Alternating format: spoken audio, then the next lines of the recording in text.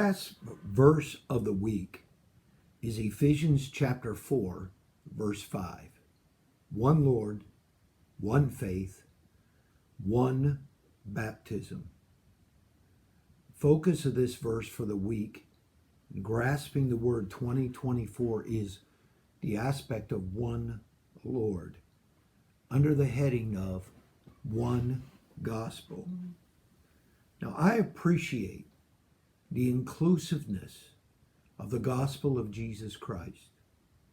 When thinking of the great salvation through the death, burial, and resurrection, the word whosoever stands out to me. Such as in John chapter 3, verse 15, that whosoever believeth in him should not perish, but have eternal life. Or John 7:37 reflects the inclusiveness of the gospel when Jesus stood and cried, saying, "If any man thirst, let him come unto me and drink." And as the Apostle Paul stated in Romans 1:16, the gospel of Christ is the power of God unto salvation to everyone that believeth.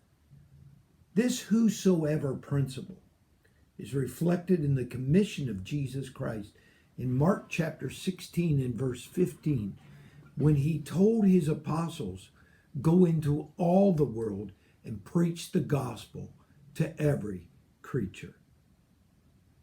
Yet, if you would follow the word whosoever through the pages of the New Testament, you would find many obligations to those who would be the disciple of Jesus.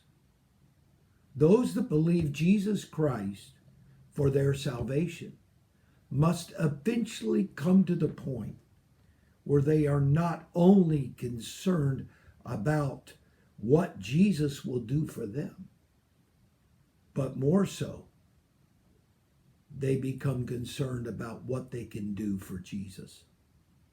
Matthew chapter 12 and verse 50, Jesus attached whosoever to doing the will of my Father which is in heaven. All four gospel books quote the words of Jesus, "For whosoever will save his life shall lose it, and whosoever will lose his life for my sake shall find it."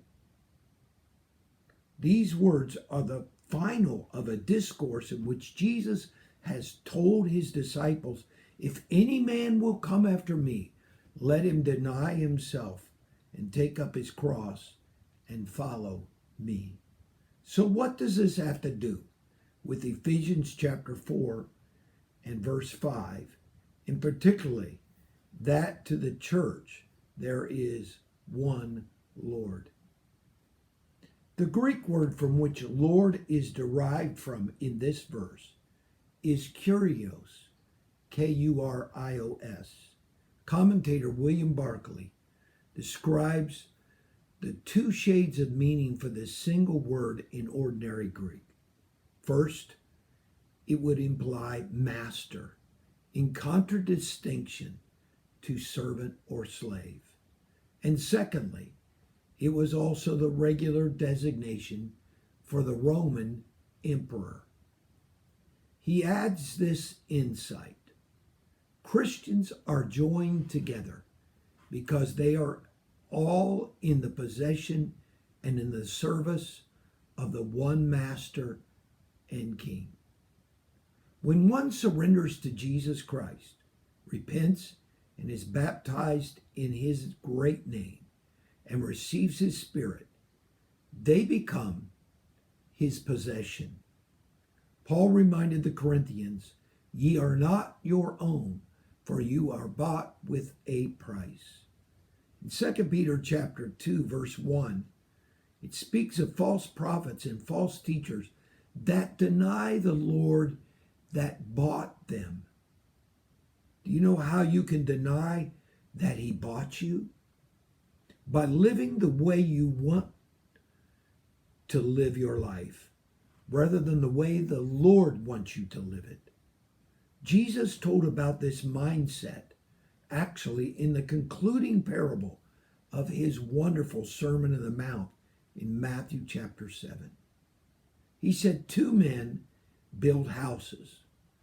One built their house on the rock, while the other built on the sand. Storms came. Flood waters moved in.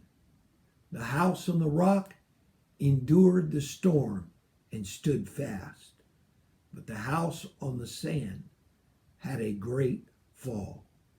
The lesson Jesus wanted to make clear was, whosoever, there's that word, whosoever heareth these sayings of mine and doeth them is compared to the wise man who built his house on the rock. But everyone that heareth these sayings of mine and doeth them not, he compared to the foolish man that built his house upon the sand. One song I heard many years ago had a stanza I shall never forget. If you're not Lord of everything, then you're not Lord at all. To be a whosoever will, you must surrender your will to Jesus Christ, and you give him your life also. Romans chapter 12 and verse 1 instructs you and I to present our bodies a living sacrifice unto God, which is your reasonable service. When you are born again, you become his possession. His blood has redeemed you. You must love and serve him with all your heart, and if you do, you will obey him and serve him faithfully all your days. Your purpose in life will not to be to satisfy your own dreams, but to please your Lord and Master, who bought you and redeemed you with his blood. The second dimension of the word Lord is to recognize him as your ruler or king. Therefore, you must walk humbly before him, seeking to bring honor to his name in all you do, not your name, his name, to reverence him, regard his law, and bring glory to him in all your ways. This is one of the fundamentals of Christian living and is monumental to the unity of the church, that we all have one Lord. Christ is the head of the body, and he is to be its one and only Lord. Someday in the future, every knee will bow and every tongue confess. But until then, Jesus Christ is the one Lord to those whosoevers who will bow their knees to and confess with their tongues right now.